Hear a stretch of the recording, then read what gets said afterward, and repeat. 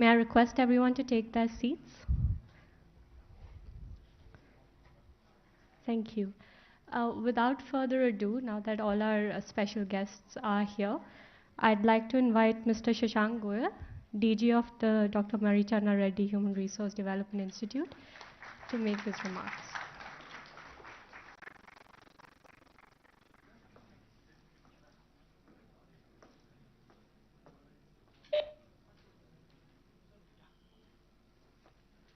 Acha, you want me to?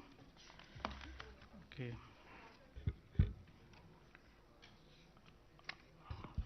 Distinguished guests, ladies and gentlemen, faculty staff of Marichanda Reddy HRD Institute. So it's indeed a great privilege for me to stand before this distinguished gathering on behalf of Government of Telangana and Dr. MCR HRD Institute as we come together to commemorate the Shri Abhay Tripathi Memorial Lecture on the occasion of his birth anniversary. Shri Abhay Tripathi was an exceptional officer, a very friendly and a very helpful person. And together we are all joining here to honor his memory. On this occasion, we are deeply honored to welcome the esteemed presence of Honorable Minister Shri K.T. Ramarao Garu, who has consented, despite his very busy schedule, to deliver the lecture in the memory of Shri Abhay Tripathi. And we are truly grateful for his presence here today. So I would like to welcome the Honorable Minister to please come to the dais.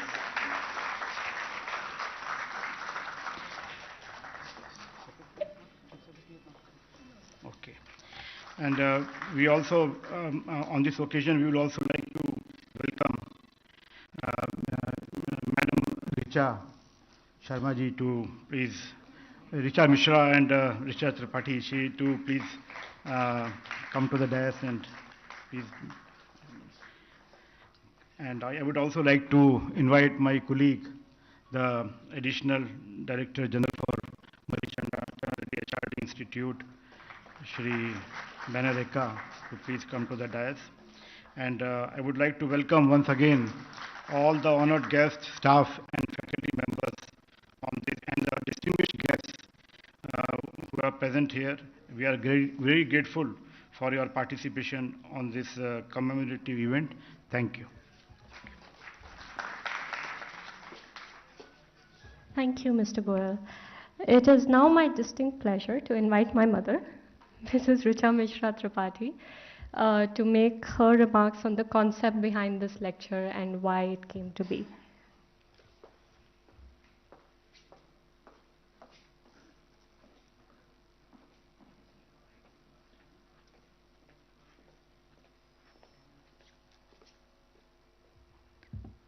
Good evening, everyone.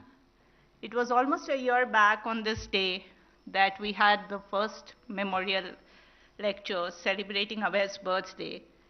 And at that time, we had someone from an older generation, Montek Singh Lalawala, talking about India at 75.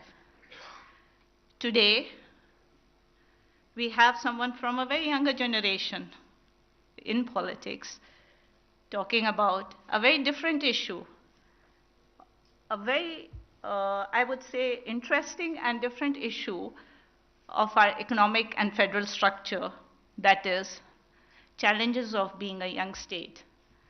But before I speak about the concept and the topic, I have to tell you, Mr. KTRG, that it's often said that there's no brotherhood in bureaucracy.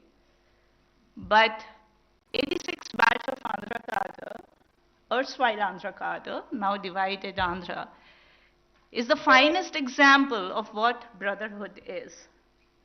And I mean, words cannot express the relationship these 7 had, and their families still continue to have. And we could not have had this concept or this event without their support.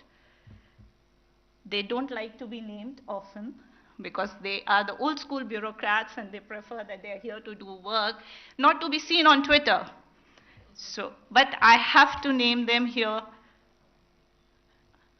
Mr. Rajeshwar Tiwari, Mr. Harish Kumar, Mr. D. Samsiv Rao, Mr. Narsingh Rao, Mr. Satish Chandra, and Mr. Abhay Tripathi. And one person who has just walked in, he's late, like any civil servant, Mr. B.R. Meena. So this is the core, this is the family, this is the bonding. Now I come to the concept, why I thought of having this memorial lecture, and why are we talking about economics? Someone asked me, why only speak economics? Why not economics? Because life is all about economics. Today, you're also doing behavioral sciences. That's another concept of economics. Economics is macroeconomics. Economics is microeconomics. Your life, how you lead it, how you manage your budget, everything is economics. So why not talk economics? It is the core of your existence. Economics is also about potato prices, tomato prices, petrol prices, and the cess which the governments take from us and the taxes which the governments take from us. That's also an issue. Then, talking about this topic, this concept, when I was thinking, what should I ask you to talk about? The thought which came immediately to my mind was, your state is one of the new states, 2014. And you have very unique challenges which you don't see in other states. As I see it from the other side of the fence, maybe you belonging to the political setup, you would be seeing different set of challenges. When bifurcation was happening and when what we were reading, there were issues which came out. But what I saw was, how do you deal with the challenges of migrants? Your state has a beautiful city called Hyderabad, which is a character of its own. The character of your city challenges other parts of your state. Hyderabad alone is, if I'm not wrong, the major revenue generator for your state. So how do you create that balance? And sir, I'm also a migrant who's happily settled in your state. And I love your state and I love Hyderabad. There's another unique character of Hyderabad. Why it has become so beautiful today, vis-a-vis a Mumbai or a Bangalore. The reason being, the migrants here own the city. They feel comfortable here. They feel owned here. So comes the issue. When the bifurcation happened, there was a fear of image. How do you maintain the image, the character of this place? It was the core. The next thing which came to forefront, a bit of it still continues, is the sibling rivalry. I say sibling, so you may not agree. Andhra versus Telangana. Now, the way these two states are divided, it's again very unique. You're not divided on the basis of language. We speak the same language. We're the same people.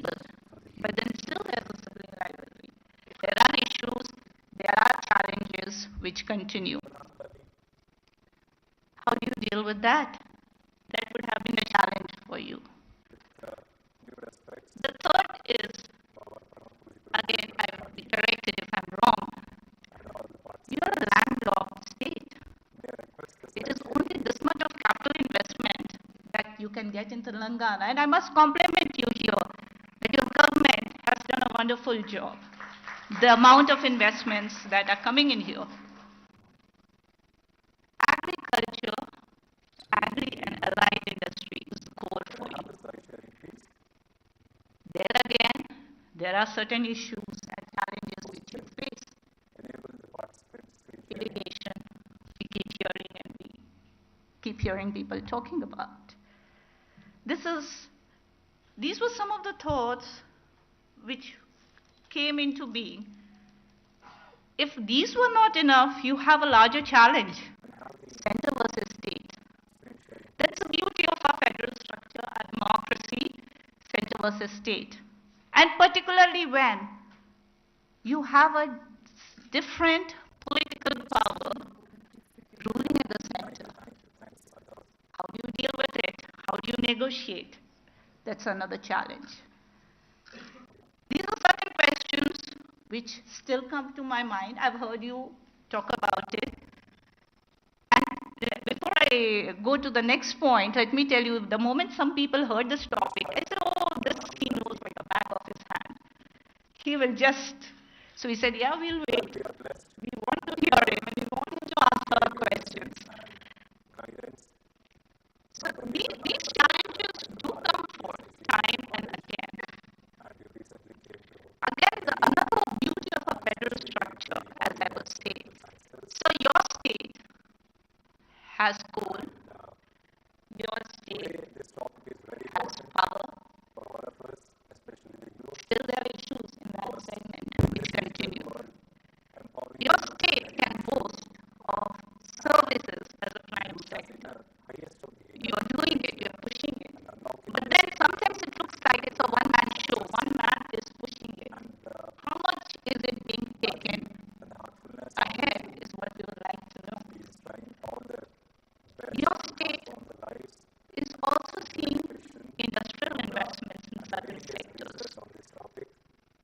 But then, is it enough to bring Telangana to the level which would guide the state to see? These are the questions which come immediately to my mind. And I know everyone wants to hear you rather me. So I will not go on it. But I have a personal question before I wrap and tell you the whole concept and why we are doing it. How does it feel like a professional to become a politician and get lesser remuneration? It's all about remuneration today. You have left a lucrative job and you are a politician by choice. You haven't come in because there was a family pressure or a parental pressure. If I got you right, you in fact told us once that you were asked by your father, stay away. So I really want to know that to leave a lucrative job and to come into this job in this public eye, what do you want to say to the youth who want to do? There are a lot of students also here, and they would definitely like to know what it makes one to join a profession called politics. I would definitely not join because I'm not that thick-skinned also. Also, I've been married to a civil servant, but no, I'm not that thick-skinned. So these were some thoughts, and I hope you can answer some of our questions here. And I thank with all on behalf of my family and the fraternity of 86, which is here, which is our extended family, our family members who have joined us, friends, families who have joined us virtually, quite a number of them. I thank you for making it possible for us. I thank the DG of MCRHRD for making it possible, the additional DG, and Shanti has not been able to make it because she's in a meeting with the CM. She has promised the Chief Secretary of Telangana without her support.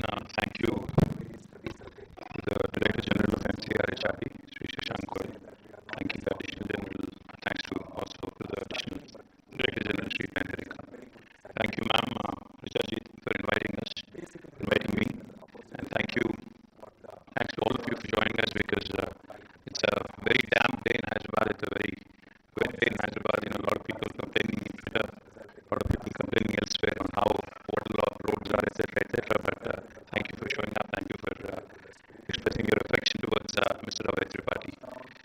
Which I seriously wonder now, because you asked me in the last 5 minutes at least 10 questions. I wonder how many questions you used to ask Abhay every day. Must have been quite a few. And also when you said, he's a batch of 86, you kept saying team of 86, batch of 86. I remember that movie, 83, right, the World Cup. So this is sort of, giving me a bit of a, sort of reminder that there are batches and IAS officers, they flock together, they do well. Compliments to all of you, sir. Mr. Tiwari, Mr. Narsingh Rao, to everybody else, Samshura Garu and Satish Chandraji, Mr. Tripathi and everybody else who's part of the batch. That you also asked all the right questions, but I wish you had said our city and our state as opposed to saying your city and your state. Because I would like to believe that this city belongs to all of us, not anyone in particular. So therefore, I think once you've made this your home, because what is a migrant? Who is a migrant for that matter? I mean, my father has migrated from Siddipet to Hyderabad. Mr. Tripathi has migrated probably from the northern part of India, from Uttar Pradesh, or I'm guessing Ujjain, Uttar Pradesh, Ranchi, so northern part of India. So the thing is, end of the day, if you look at the Hakiki Hyderabadis, the original Hyderabadis, the true blood, the true blue Hyderabadis who were born, raised here, versus anybody who's moved here, I think majority of them, in fact, would be from outside of the city. Somebody could be from 50 kilometers away, somebody could be from 1,000 kilometers away, but essentially, city full of migrants. And if you look at any developed world, any part of the developed world, be it the US, be it Europe, be it any part, I think, in fact, just this afternoon, I was browsing, on my phone, on YouTube, an ad popped up inviting people to come work in Germany.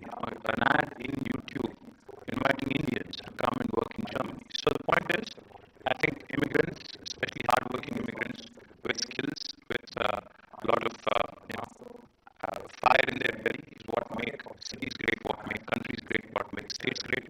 So I can't thank enough to all the immigrants who have come here, made Hyderabad and Telangana their home, and who have contributed immensely. Thank you, and I think they deserve a big round of applause before we begin. So, Richa said, why not economics? When she called me and when she invited me to this lecture, I said, economics, how am I related? She said, that's what the theme is. So you have to figure out, come talk to us about economics, tell us all about what your state has been doing.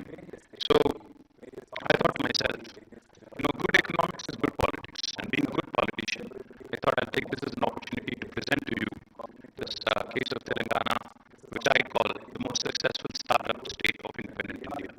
Because since 1950, since independence, in fact, after 1947, there have been a number of states that have been formed. After the first State Reorganization Commission was constituted back in early 50s, and after the first set of states were formed on linguistic basis in 1950s, since then till now, till 2014, a number of new states have been created. Most recently, if you have to look at this millennium, starting with Uttarakhand, Jharkhand, Chhattisgarh in 2001, and in 2014, Andhra and Telangana. So in this millennium itself, we've had 5. In the last one, we've had the remaining states. Altogether in India right now, we have 28 states. Now, what sets Telangana different? What are the challenges that Telangana has had to face as a young state?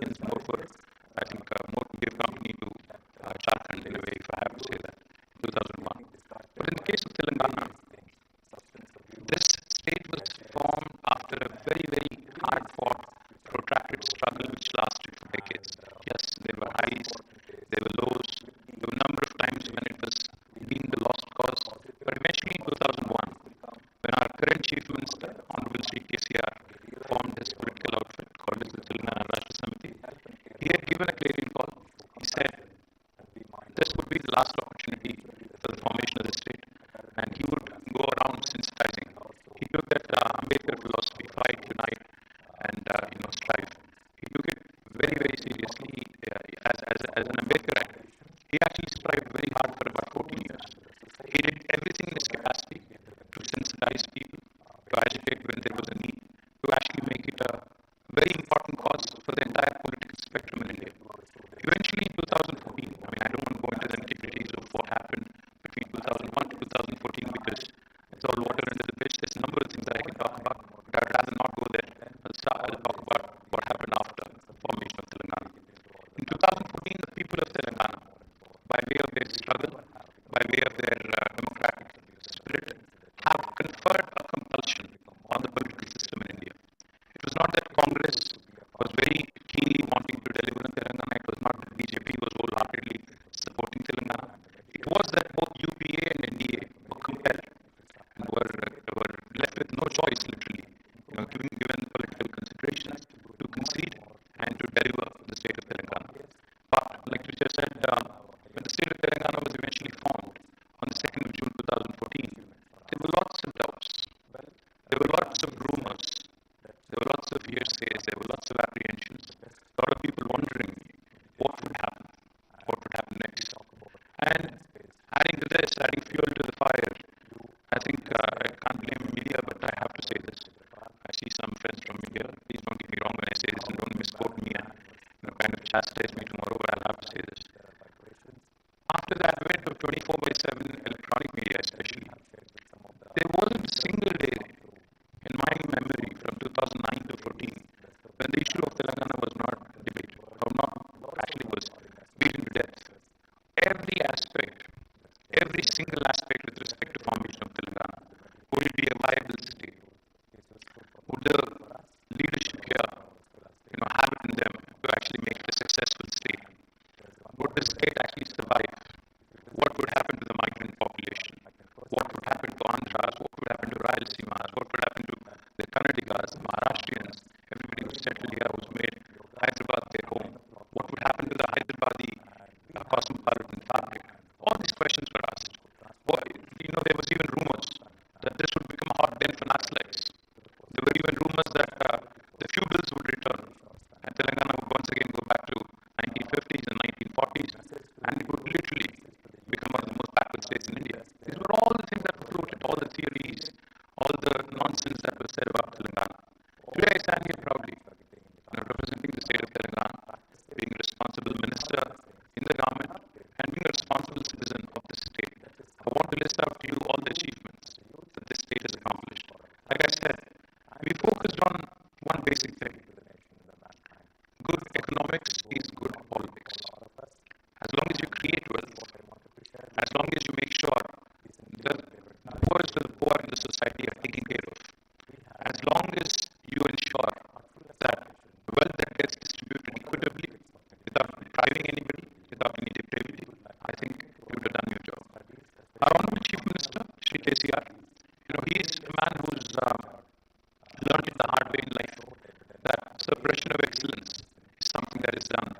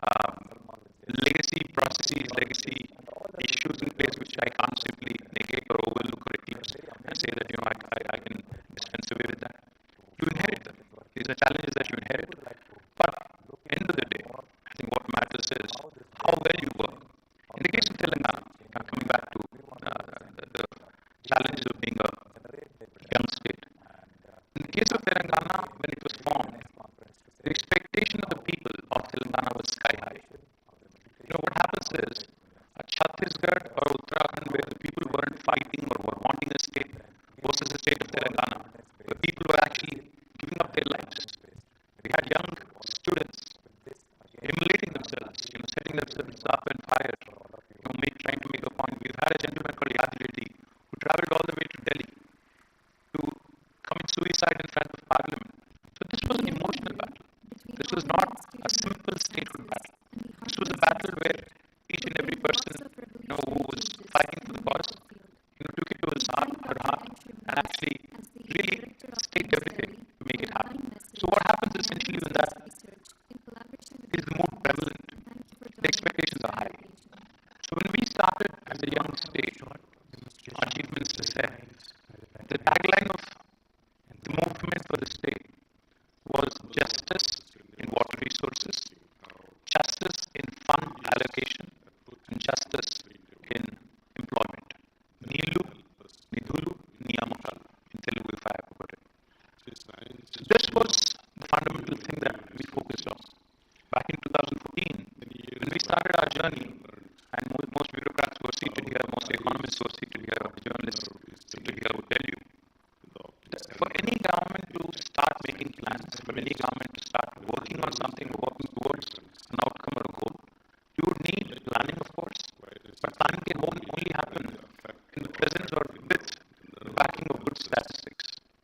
Mr. Joshi is here, he worked as our chief secretary, he would know, he would tell you. Mr. Tiwari is also here, Mr. Mishra is here, Rajay Mishra is also here. All of them worked with our chief minister very closely and they would tell you.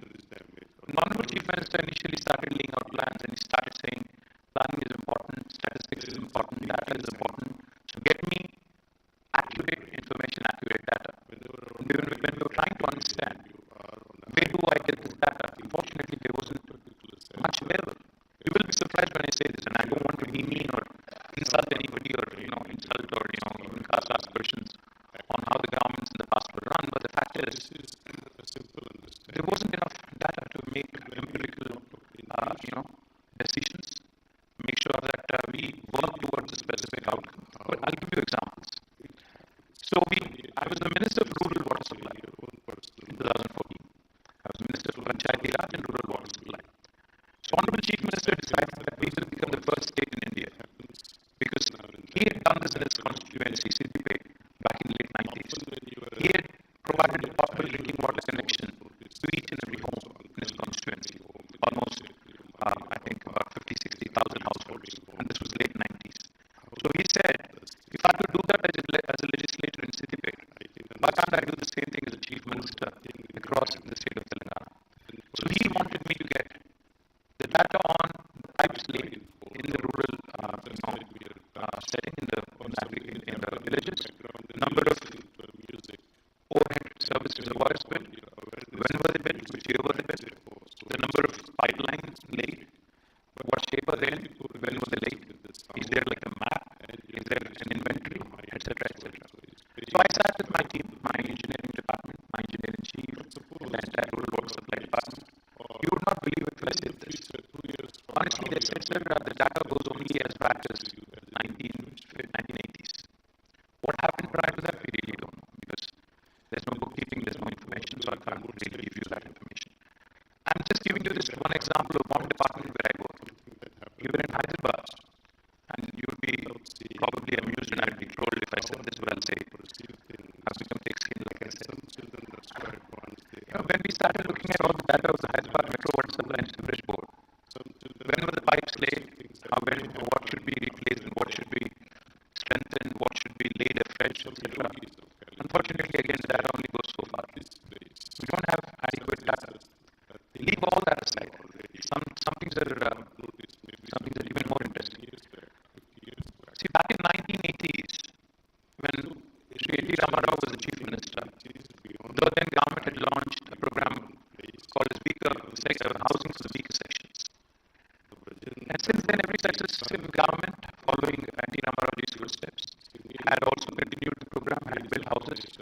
So we just, for our own understanding in 2014, we looked at the number of houses that were built in the state of Telangana alone between N.T. Ramarao's time and KCRG's time. There were a number of chief ministers, number of governments between 83 and 2014, almost 31 years. You will not believe this.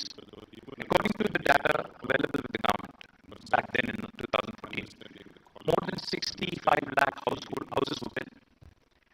The total population of the state itself is 3 crores. And 65 lakh houses have already been built. So our chief minister asked, then why would there be any new demand? Why are you saying there would be any more new demand at all? this was all true and if this was all accurate, and if the books were kept properly, how is this even right? So, just to give you examples, so all of this was the situation when we started our journey in 2014. On top of this, each and every time there is a bifurcation, see, even in a household, a joint family, when there is a split, when there are two brothers split, who gets what, who gets to keep what, who gets to have the silverware, who gets to have, debt, etc., etc. That's always a battle, right? So, power, electricity was a huge challenge. I think Mishra ji worked as, the Special Chief Secretary for Power as well, so you would know. Who gets which project? Because, Telangana was predominantly consuming more power because we had 30 lakh plus tube wells, bore wells. So we had electricity dependent agriculture here, so we needed more power. Likewise, who gets the rightful share in water in Godavari, Krishna?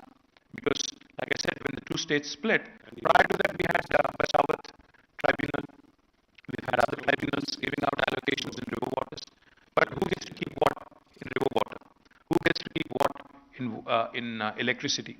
Who gets to keep what in the joint institutions, including possibly the one we are sitting in? So, who gets to keep what and who gets to take what? I think that was one big challenge that we had to answer right at the onset. And on top of this, there were a number of promises made by the union government. In the Reorganization Act of the state, there were a number of promises made.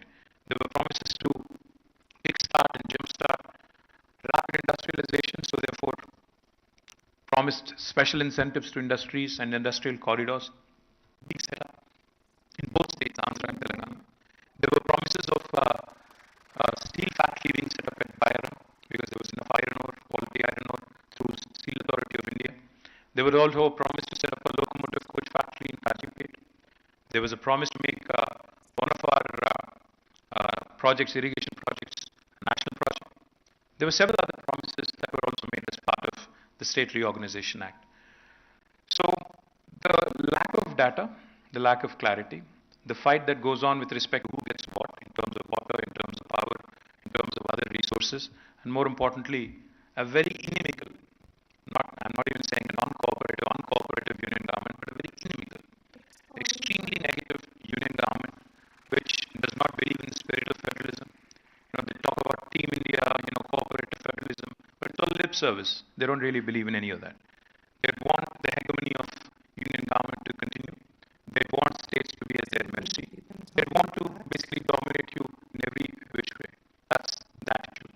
So this is the context of when we started our journey. So what did we do so far in 9 years? What did we accomplish? Since this is economics and since this is Abhay Tripathi Memorial Lecture and Mr. Tripathi, I've learned, was a man of numbers and who worked on taxation, who's brought a number of reforms in the way the tax department used to work. So let me share with you a few numbers. Back in 2014 when we started our journey, our state's per capita was 1,12,000 rupees. But as of March 31st this year, in 2023, our state has the highest per capita in the country. It's 3,17,000. So starting from 112 to 317. The gross state domestic product of the state of Telangana back in 2014 was 5,05,000 crore. Now, as of March 31st this year, it is 13.27 lakh crore. Highest growth for any state in India. Likewise, I can give you a number of other sectors, but what's more important? How did you achieve this? How did this happen? Why are other states not doing it, etc., etc.? Typical questions that we keep running into. We stuck, to the fundamentals. We focused on getting our basics right. We started our journey as a power deficit state. We had only 8,700 megawatts of installed capacity in the state of Telangana. Today I'm proud to share with you, we have more than 18,000 megawatts of installed capacity, and it is going to grow up to almost 26,000 megawatts come next year. So we have started our journey as a power deficit state, but today we are a proud power surplus state, and eventually we'll be supplying power for the deficit states in years to come. Not only power, water. There is no other state in India which has done the kind of work that Telangana has done in water. Now, water, as we all know, is the elixir of life. It empowers everybody, irrespective of who you are. Today, why do we not find any habitation on Mars? Lack of water. And there being water, I'm sure there would be real estate guys selling plots on Mars and Moon as well. I'm serious. I'm sure there are some people who are already doing that because Telugus are now dominating Texas as well. I just came off a meeting from a guy from Texas who was telling me that in Dallas we have 900 Indian restaurants and Telugus are literally ruling the roost, and we're doing real estate all over Texas as well. Water is the elixir of life. It really is what survives humanity. It really is what helps a city grow, a state grow, and a nation grow. So we've taken it very seriously to ensure that every trickle, every drop of water that is rightfully allocated to Telangana gets utilized properly and judiciously. So we've not only ensured that the 46,000 lakes and tanks in Telangana are given the much needed fill through Mission Kakatiya. We've strengthened these lakes, tanks, we've done it in a mission mode and ensured that every drop of water that trickles in benefits not only that village, but the entire groundwater table around in the surrounding habitations as well.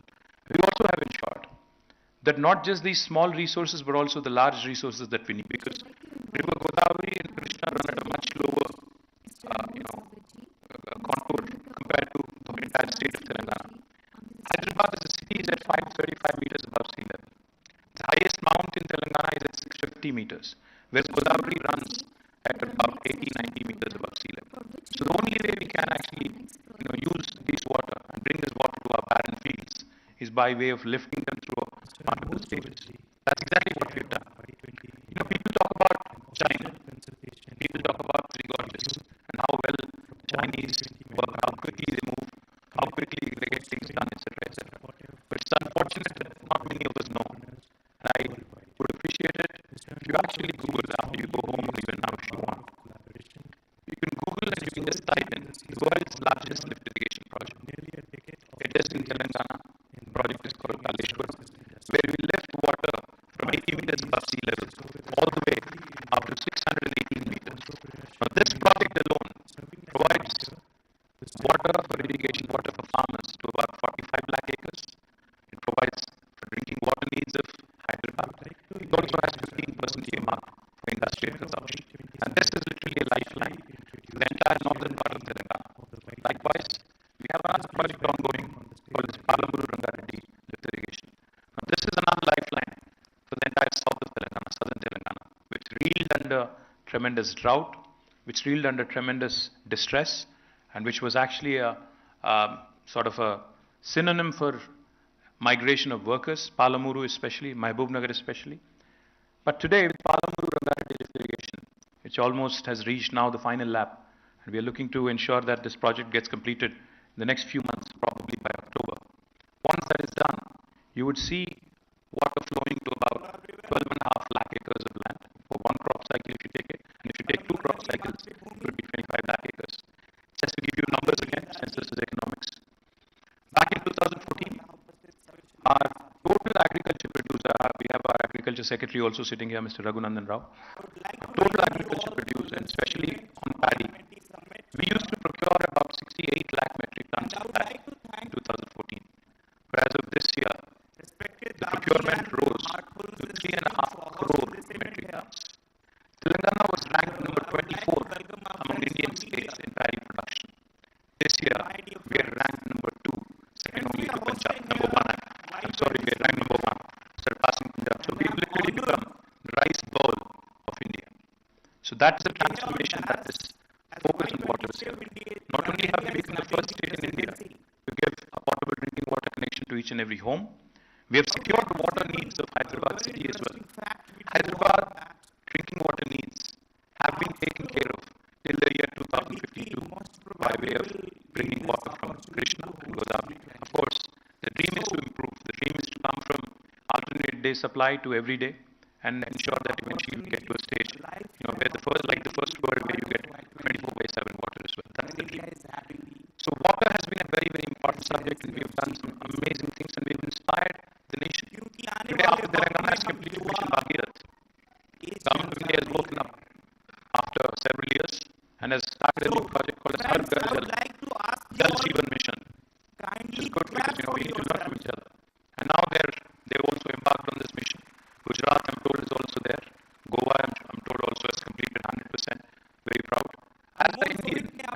fellow Indian as a citizen, I think nothing makes me more proud. Because I remember there was a time when I was a student, there was a saying. People used to say, what Bengal does today, India does tomorrow. Today I can stand here proudly and say, what Telangana does today, India does tomorrow. And that is what has been the hallmark of this government. Not only in water, we have done exceptionally well in making sure that even fiscal prudence has been taken into account. A lot of people accuse us of a lot of things. But I can tell you with a lot of confidence, the way we have leveraged the economy, the way the GSDP kept growing, the way the per capita kept growing, has given us scope to raise debt. Has given us scope to raise debt and invest in infrastructure. A lot of people, make a hue and cry, especially the opposition in my state. Every day they keep making a point, or trying to keep making a point, that you've made the state a debt-ridden state. Let me tell you a quick example. There was a time, I'm 47, which I call me young, but I'm not young at all. In fact, I'm going through a midlife crisis as we speak. There was a time in my prior generation, or in my father's generation, so to speak, if I have to put it more succinctly, where the thinking used to be, even if you're a bureaucrat, the thinking used to be, by the time I retire from my service, I should be able to have a house in Shastan Nagar or wherever you can afford, and maybe a bigger house.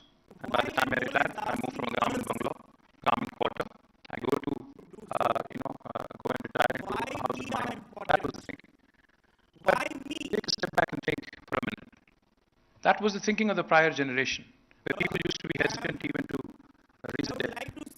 Today, a young guy or a young girl gets a new job in the IT sector here in Hyderabad, Bangalore. What is the first thing they do?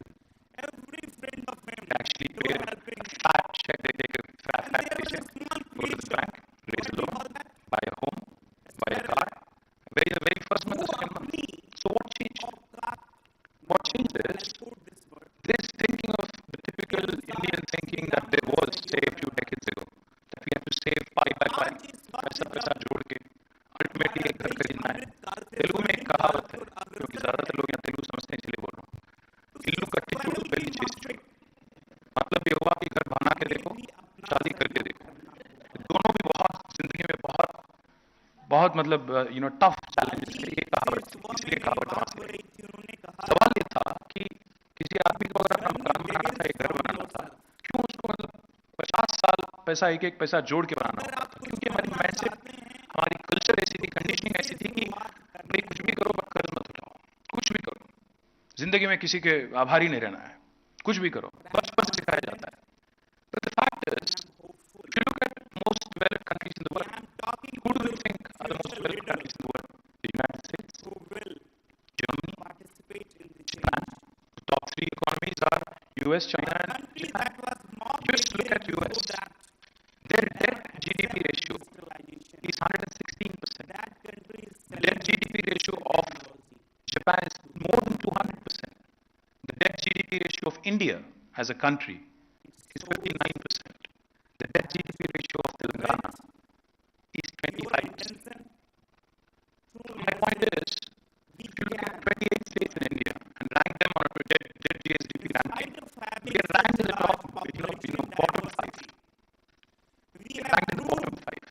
If you ask me, we haven't leveraged our economy enough. What matters is you raise a debt, but where do you invest it? If you raise a debt and invest into ramping up your power infrastructure, moving from a power deficit state to a power sufficient or power surplus state, would that be a wrong investment?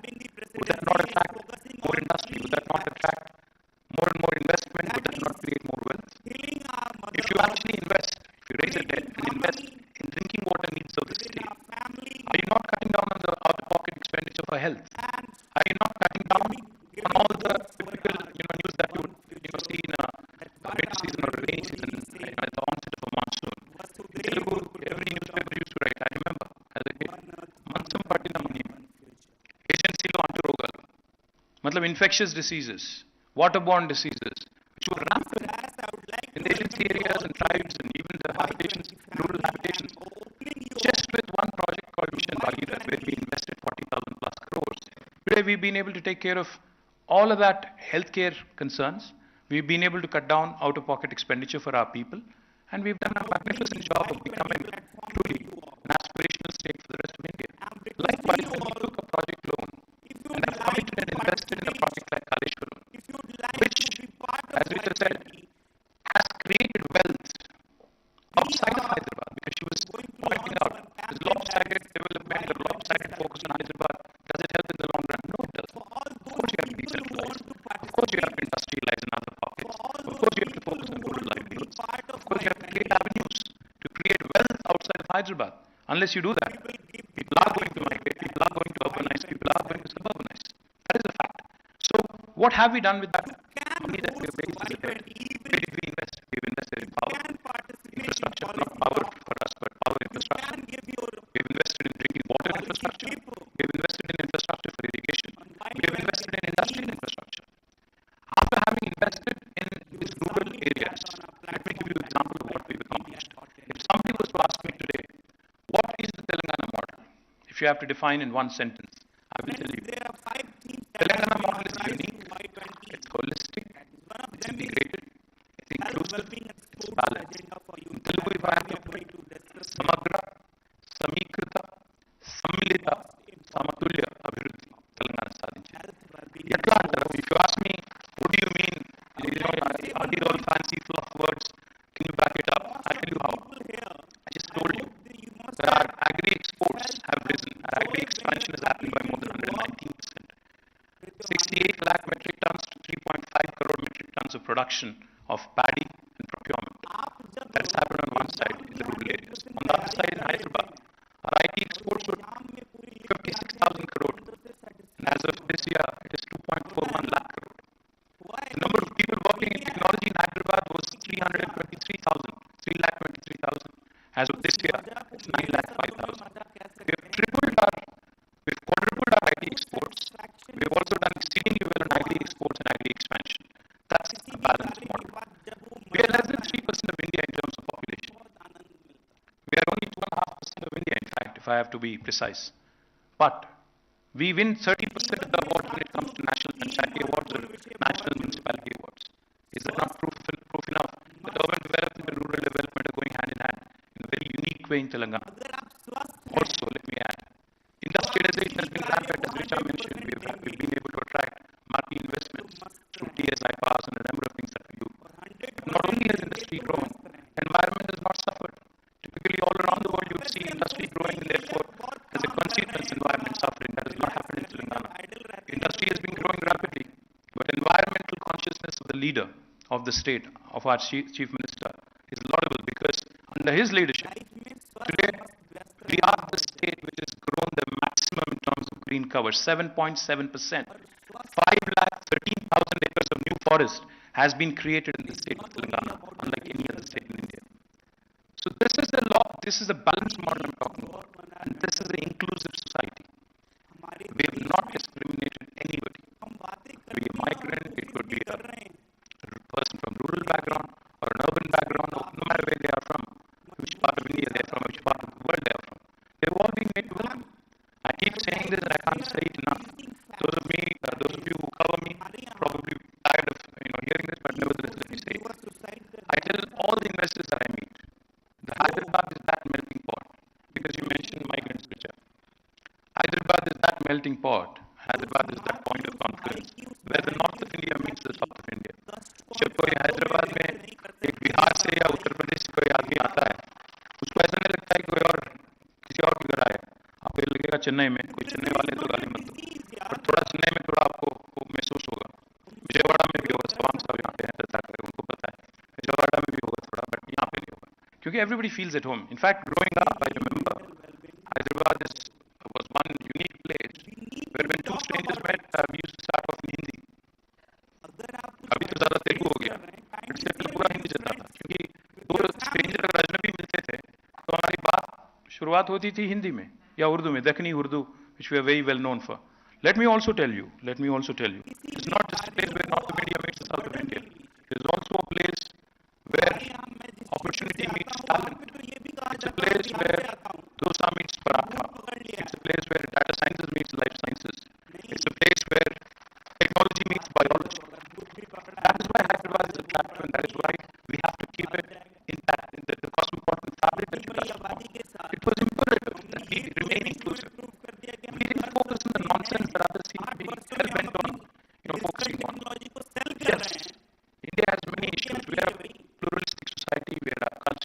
very diverse society. And we are a very, very opinionated society also. हर किसी का अपना opinion है, very strong opinion है, जानता हूँ. But why can't we focus on getting our basics right? Hindustan में basic चीज नहीं है, बिजली नहीं है, सड़क नहीं है, पानी नहीं है, और कई सारे प्रॉब्लम है. उसको छोड़ के यूनिफॉर्म सिविल कोड पे लगे हैं. कोई और किसी और चीज पे लगा है, हलाल पे, हिजाब पे, बकवास पे.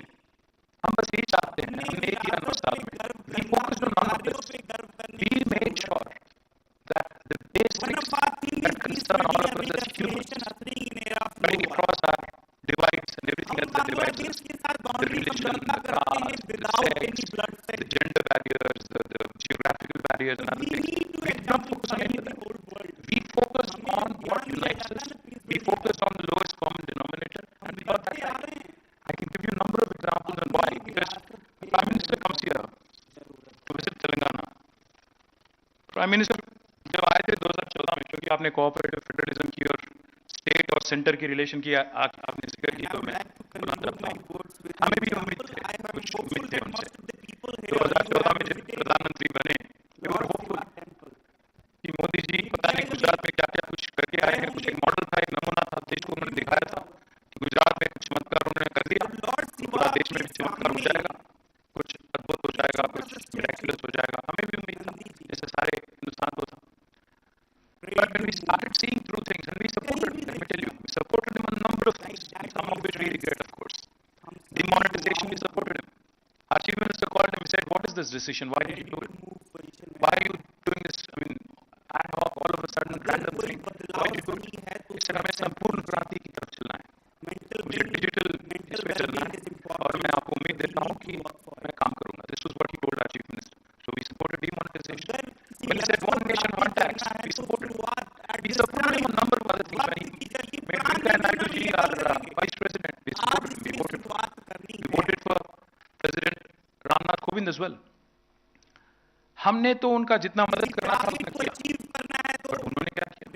एक नया राज्य जो बना तेलंगाना, इसको ना सिर्फ एक बार भी, मतलब he has not even kept one promise that was made in the act, in the parliament. Not even, those promises that have been made, but even the recommendations made by a planning body like Niti Aayog, unfortunately have been completely rejected and negated. Niti Aayog has made a categorical recommendation saying Mission Bhagirath is a fantastic program that needs to be supported by Government of India. So please grant a sum of rupees 19,000 to the state of Telangana, 19,000 crore to the state of Telangana. Prime Minister and his cabinet did not heed that advice. Then Niti Aayog also recommended that Mission Kakatiya is a brilliant program. Please allocate and give a grant of rupees 5,000 crore. Again negated, not a single word of appreciation. Prime Minister तो बोलते हैं मन की बात में काफी कुछ बोलते हैं, वोकल फॉर लोकल बोलते हैं, काफी कुछ बोलते हैं, बट पता नहीं क्यों परफॉर्मिंग स्टेट को रिकॉग्नाइज नहीं करना चाहते हैं, for petty political considerations, I presume. But his own state in India, of which he is the Prime Minister, builds the world's largest lift irrigation project. This Prime Minister does not have the dignity to compliment the state for its brilliant efforts. Now, what more do I say about this Prime Minister and this government? So we have no hope of this union government, and we certainly will take him on, and we will ensure that he is voted out at any cost in the next election with the House links. Having said that, we did not depend on the union government, or we did not depend on any of their endowments towards the state of Telangana. We have struggled, we have endeavored, we have moved on. We did not look at them at all. In fact, that's why, let me give you a few examples of what we have accomplished. In fact, we are the best rural development model in India with 100% ODF plus villages. Only state that can boast of this. Again, first state to have provided drinking water to all homes and inspired Jal Jeevan mission. We are the state in India that has completed the world's largest lift irrigation project, Kaleshwaram project. We are the first highest paddy producer in India now, surpassing Punjab, moving from 24th rank to first rank. And now let me also tell you something that might be staggering for those of you who are not connected to the technology world. Last 2 years in a row, we have surpassed Bangalore in creation of technology jobs. Last year, out of the total technology jobs created in India, this is not my data, this is NASSCOM's data. You can cross-check, you can created in India, 33% were from Hyderabad, followed by Bangalore. But this year, it's even more impressive.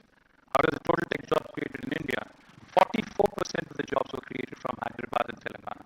Literally, 1 in every second job that is created in India comes from this brilliant city and brilliant state called Telangana. Let me also tell you, highest green cover growth in India for any state, 7.7%, creation of 5,13,000 hectares of new forest. We are also a top contributor to India's GDP. In fact, like I said, we are 2.5% of India's population, but our contribution to GDP is 5%. We literally punch double our weight. कभी-कभी एक बार मैं देखता हूँ कि निर्मला सीतारमण जी आके आती है, आके बोलती हैं कि हम देने वाले हैं, हम दे रहे हैं, हमने ये दिया, वो दिया.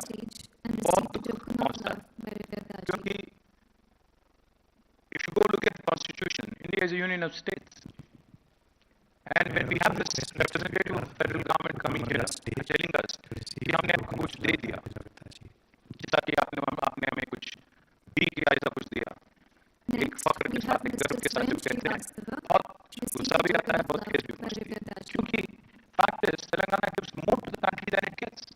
For every rupee that we contribute, we get only 46 paisa. And when we point this, we are called as a slave. बहुत सारे name calling होती है, उसमें मैं नहीं जाना चाहता, but बहुत सारे चीज बोलते हैं. The fact is, we contribute more to the nation than what we get back from Delhi. Let me also tell you, we are ranked number 3 in India on the ease of doing business. We are certainly the best state with the best industrial policy in India. We are home to India's largest textile park, the Kakatiya Mega Textile Park, by the way, which inspired PM Mitra recently. हमने 2017 में चालू किया था Kakatiya mega textile park, और भारत सरकार अभी उठ के आई नींद से और पीएम मित्रा उन्होंने लॉन्च किया. अच्छी बात है. We are vaccine hub of the world. We produce 1/3 of human vaccines. We produce 900 crore vaccines from Hyderabad. Prime Minister साहब बोलते रहते हैं विश में कि India is the pharmacy of the world, but he forgets to mention the word Telangana and Hyderabad. उनको याद नहीं आता, पर मैं याद दिलाना चाहता हूँ कि 40% pharmaceuticals भारत के हैदराबाद से आते हैं, और 33% of vaccines in the world also come from here. We are the second largest renewable energy producer in India. From a mere 50 megawatts, Ajay Mishra ji will know this well, in 2014, we now produce more than 5,000 megawatts of renewable energy. And if you look at us by land mass, we are the number 1 state in India with respect to renewable energy. We are also the state which is the only state in India which is going to have a medical college and a medical hospital, a government super specialty hospital in each and every district in the country. And this again with zero support from government of India. We also have a number of other things that I can tell you, but the last thing I'll tell you, अगर कहते हैं कि अगर किसी को बताना है आपको जाके बाहर कि तेलंगाना ने क्या किया, तो आप उनको बस ये बोल दें कि अगर बाकी का भारत भी, the other 27 states in India, if they performed as well as we did, we would be a 5 trillion economy already and not languishing at 3.4 trillion as is the case today. So all of this has happened despite COVID, despite the challenges of being a young state, despite many things that were working against us, including an inimical union government. But I'm proud that our state has done well. But I'm not going to make a tall claim and say that we've matched the US or Japan or any of these first world countries. We have a long way to go. But certainly, relatively speaking, we are the best performing state in India, no matter what parameter you look at.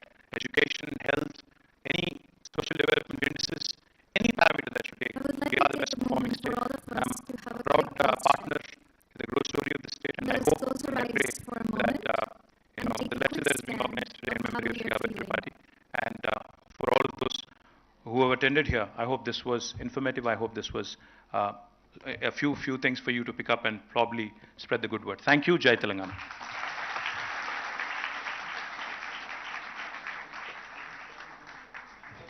Thank you, Minister. My father would definitely have appreciated your candidness, and I think we're taking away that good economics is good politics. I would like to invite Mr. Ravikant Reddy to moderate the next part of the program, which is an open house question-answer session. There are 4 members of the organizing team in the audience with mics. So if you have questions for the minister, do raise your hand Mr. Reddy will recognize you and you can pose your questions to him.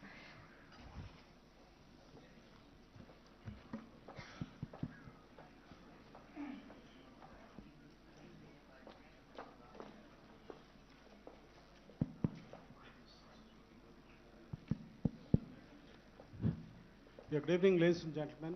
Thank you, Minister, for the wonderful lecture. Minister has just 30 minutes because he has an urgent meeting to attend. So we'll take questions from the audience as well as people who are watching us online. Before that, I would like to start with an anecdote. In 2006, I was covering a program at Arts College as a reporter. It was a Telangana agitation, a program related to Telangana agitation. And there were lots of guys sitting on the stage. I was just one among the audience. And when I turned back, there were a lot of people hanging around one handsome young man sitting in the audience. And when I asked who was that, something, then they said he's son of Mr. K. Chandrasekhar Rao. And nobody knew him at that time. So I just went and introduced myself. I said, sir, I'm Ravikant Reddy from the Hindu. I just gave my card. In fact, I wrote a small piece also in the Hindu at that time. That how Mr. KCR's son has entered into Telangana politics. But he could have sat on the stage itself on that day, being the son of Mr. Chandrasekhar Rao, who was leading the agitation. So that was, being a young man, though he has just revealed his age as 47, he was 30 at that time. He's still young and is the leading light of the youngest state in the country. Thank you very much, sir. And we'd like to take questions from the audience first. The minister actually, I always see him in bluish and grayish colors because maybe he likes that color. So we'll take a question from any lady who is wearing that color. To start with. Anyone? Yeah. Sir. Yes, sir. Any lady? Yeah. I think, yeah, she's, please. Thank you so much for that.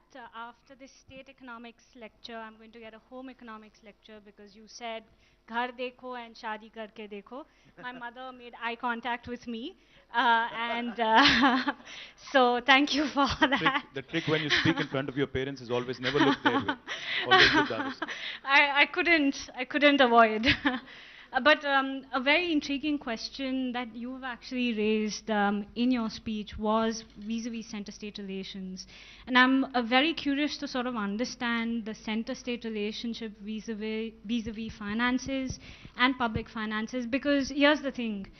State development also is a high revenue contributor to the sort of state exchequer of India, and not necessarily GDP, and that obviously looks at India's development.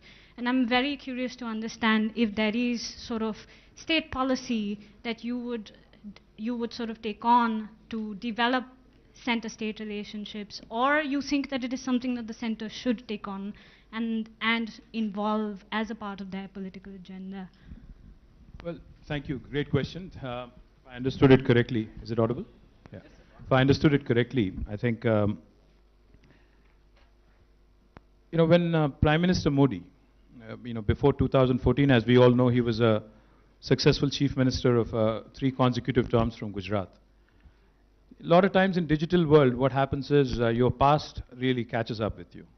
So what happens is when Prime Minister Modi, when he talks about something vis-a-vis a state or an institution, typically my team and a lot of other teams also dig up what he had said when he was the chief minister. So for instance, today you see the governors interfering in a big way, especially in non-BJP states. The governors literally have become an impediment to growth. That's what they've become, the hurdles. You send a bill from a democratically elected assembly in the state, governor gets to sit on it forever without any valid reason or no rhyme, no reason. Prime Minister Modi, when he was the chief minister, said, Sarkariya Commission ke sifaris amal karo, और active politician को कभी politics में मत घसीटो. But what happens in Telangana? The BJP president of Tamil Nadu till today becomes the governor of Telangana next day. What happens as a result? Politics will also spread to Raj Bhavan. Raj Bhavan will start working as an extension. And when this happens, the acrimony that typically tends to come in is but unavoidable. Having said that, there are occasions, when we have to raise above petty political considerations and basically stand up, with the union government and, give them the much needed support, etc. For example, what happened yesterday in Manipur was horrible, horrific. And anybody who has a heart or who really feels as a human was put to shame, and we had to hang our heads in shame. These are occasions when you would want to shed any ambivalence and stand with government of India. Say, also there are sometimes, there are tensions on the border. You would want to stand with them and say, okay, we as Indians, India comes first. Of course we ought to do that. There are earthquakes, natural disasters. So we all have to raise above petty political considerations and work with them. But same spirit also has to be exhibited by government of India. See, the fundamental thing we all need to understand is, Bharat hai kya? 28 राज अगर है तो कुल मिला के भारत है. ऐसा नहीं है कि मोदी साहब के लिए कोई और राज है. He is administering the same country that we are all living in. So the same state that is being administered by Sri KCR as the Chief Minister, Modi ji is also the Prime Minister of that. So the fact is, the stronger the states are, the stronger the country is. The more you empower them, the more you decentralize, the more better it is. But also it is a fact that, each person, जब मैं ये सब कुछ बोल रहा हूँ, decentralize करो, ये करो, वो करो, अगर मुझे ले जाके वहाँ बिठाओ, तो मैं भी शायद बदल जाऊँगा, मैं भी बोलूँगा पूरा centralize करो. शायद it's a role problem and not the person problem. But if India has to grow, if India really has to move up and, achieve that first world ambition that has been laid out so explicitly by every Prime Minister, I think we have no choice but to confine our elections to a certain window. एक साल politics करो, 4 साल economics पे ध्यान दो, तब जाके कुछ काम होगा, वरना नहीं होगा. Okay, the next question. Thank you, Ravikant Reddy sir. This is Dr. Ramesh Kannaganti. Sir, what an young, dynamic, and then very impactful minister you have been. I have been observing it, sir, for the last decade. The state of Telangana people are so lucky to have you as a brand ambassador. Let the question be yes, brief. I'm coming. Yeah, Sir, I have to tell you this adjective because I have been waiting for this to tell you, sir. Maybe I chose this occasion. Sir, నేను మీకు assembly ticket ఇవ్వలేను sir. No, sir. No, sir. No, sir. I'm an academic, sir. I'm an academic. So, I run a think tank on Center for Human Security Studies. Ravikant Reddy, sir, you know it. Telangana, I have been watching for the last few years. Freedom from want, freedom from fear, freedom to live with dignity are the cornerstones of human security, which is exactly evident in the state of Telangana. This I have been observing, sir, without being any exaggerative in my observation. Thank you, Ramesh Garu. Thank you so much. Very kind of you to say that. Like I said, we have been a very inclusive government. One of the things, I have to share this anecdotal experience of mine with you. As soon as the state was formed, like I said, there were a lot of apprehensions. So I was invited to an event at the film industry, Producers Council. So when I was going there, I asked the Chief Minister, I said, sir, what should I be saying to allay any fears, allay any apprehensions that they might have? What should I say? He simply said one thing. He said, ask these guys to stop thinking about being a Telugu film industry. Ask them, whether they have it in them to become a South Asian, hub for South Asia, to make Hyderabad a hub for South Asia. Yes. So that was his perspective all along. So he always told me, and told all of us, all of my colleagues as well, he said, once the state becomes a reality, then people are going to ask you for development. People are going to ask you to fulfill all the promises you've made on water, on funds, on employment, on everything else that you've put out in your manifesto. So he said, focus on that.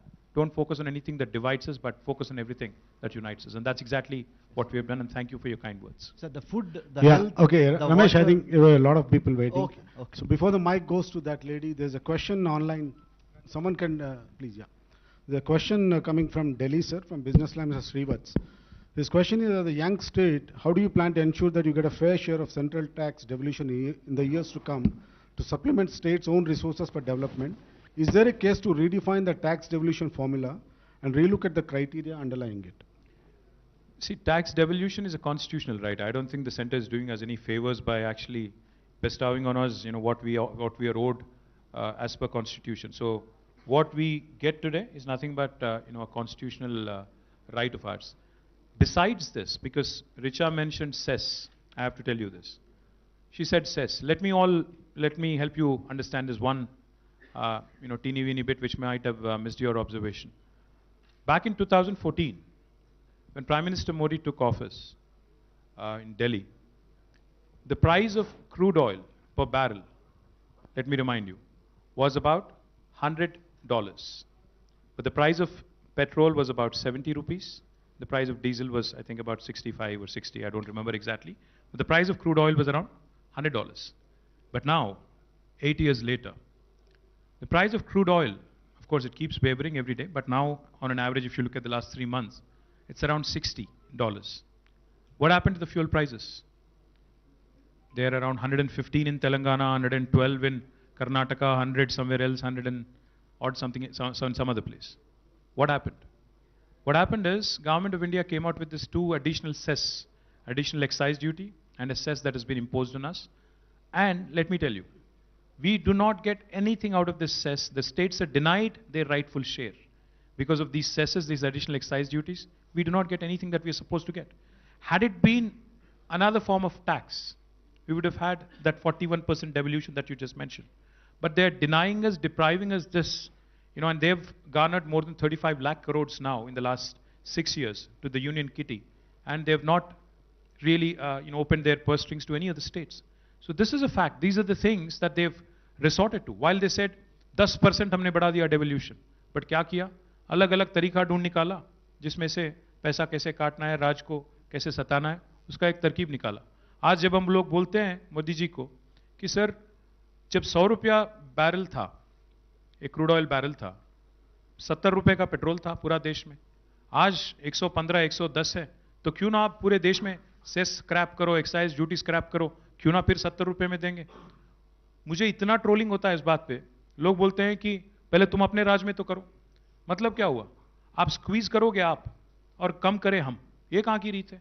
So you'll continue to pinch the people of this country, and you want the states to get penalized for it. You want the states to actually dry off their coffers and again bleed. And what happens is, effectively, when the state starts bleeding, Modi ji will come here and give a lecture, भाषण की, देखिए इनको चलाने नहीं आता, पूरा राज को बर्बाद कर दिया. So this is their agenda. They squeeze you, they strangle you, and then they come and tell you that these guys are not performing. So point is, 100% the constitutional right which is owed to every state, अगर उसको तो देना ही देना है, उसमें कोई चारा नहीं है उनके पास. साथ ही साथ, अगर भारत को आगे बढ़ना है, we need to start looking at radically leveraging our economy. Today in Hyderabad Metro, we have Canadian pensioners' money here. Canada Pension Fund invests in Hyderabad Metro. Where is Indian pensioners' money? कोई bank में, कोई FD में बैठा है, 30 लाख करोड़ बैठा है वहां पे. भारत जैसे देश को अगर आगे बढ़ना है, do we not need this money to invest in infrastructure? There's a great saying of President John F. Kennedy that I would like all of you to dwell on for a bit. I read this for the first time when I landed in the US. John F. Kennedy very, very famously said, America does not have good infrastructure, does not have good infrastructure because it is rich.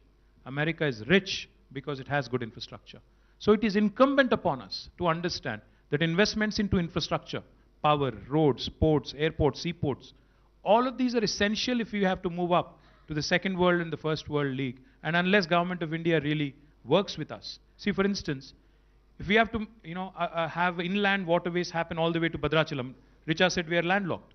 There is only so much you can do. She said, no, we can do more. We can bring a vessel all the way up to Bhadrachalam, to the border of Telangana, provided Union government facilitates and works with Andhra and Telangana governments and invest together. We can actually reduce the transportation cost. We can create more industries. But can this happen with Prime Minister Modi? He'll want to take everything to Gujarat or Uttar Pradesh because that's where all the assembly or parliament seats which are voting for him are. Unfortunately, that's how it's been. I will take a question from that lady. Let the question be brief, ma'am. Hello, ma'am. Very brief. Brand KTR Garu and brand Telangana are synonymous. Thank you, ma'am. Whether it is 1 minute, 5 minutes, or 45 minutes, it's always a privilege to listen to you. Kind of you, Having said that, I work in public health, and I have seen